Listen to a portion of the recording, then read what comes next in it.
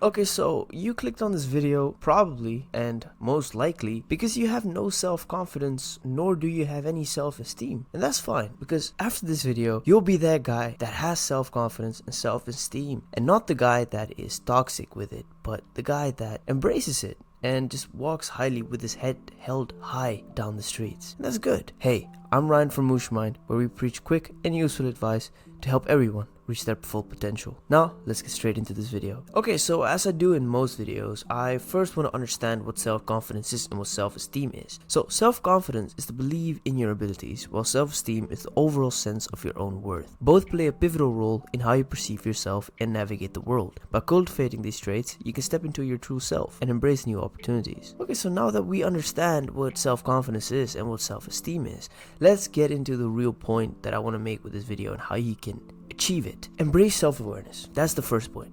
Embrace self-awareness. The journey towards self-confidence starts with self-awareness. Take time to understand your strengths, values, and passions. Recognize areas where you might be holding yourself back. When you have a clear picture of who you are, you can begin building a solid foundation for self-esteem. Because without knowing yourself, you can't know what you're worth. So try to find out who you are and what you want to become to see your own worth. That's my first point I want to make. Let's get straight into the next point. Okay, so the next step that I want to point out is setting achievable goals. Yes, I have talked about setting achievable goals in previous videos, but in this video it's very important because setting and achieving goals, no matter how small, can significantly boost your self-confidence. Break down larger aspirations into manageable steps, as said in previous videos, and celebrate each milestone along the way because progress is better than perfection. So even if it's a small achievement, be happy, celebrate it, and you'll feel better about yourself. Your self-confidence will boost up. Okay, so something important to acknowledge as well is challenging negative self-talk. Negative self-talk can erode self-esteem. Replace self-criticism with self-compassion. Treat yourself as you would a close friend. When you make a mistake, acknowledge it without judgment and focus on the lesson learned. Don't be like, oh, I made a mistake, now I'm a failure. Because you're not.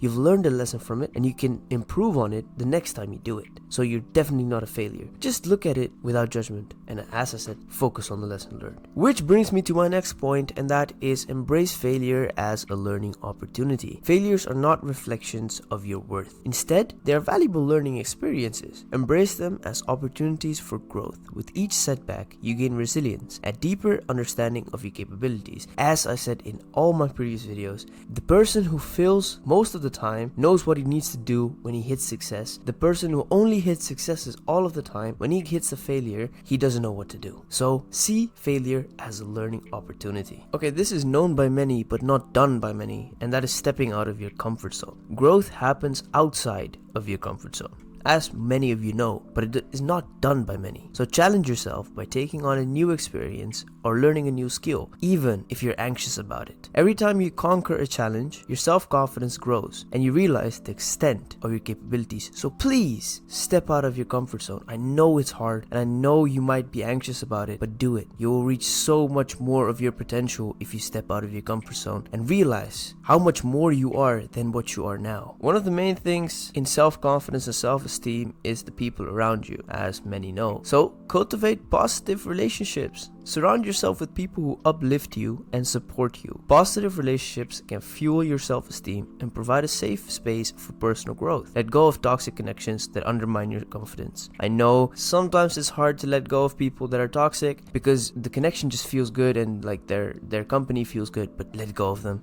because they will not bring you anywhere in life. And that may seem harsh, but some people are just not made for you. I'm sorry, guys. And the last, but the most important point of this whole video is practicing self-care. Taking care of your physical and mental well-being directly impacts your self-esteem. And no, it's not only meditation and skincare routines or reading a book. No, it's engaging in activities that bring you joy. But not only that, eat well, exercise, and get sufficient rest. Because when you feel good about yourself physically, it often translates into improved self-confidence. So practice self-care and do it as if your life depends on it, because self-care will boost up your self-esteem and your self-confidence dramatically. And that was the end of the video, guys. This was Ryan from MushaMind. If you have any questions, leave it in the comments below. I'll see you guys next Friday. This was MushaMind.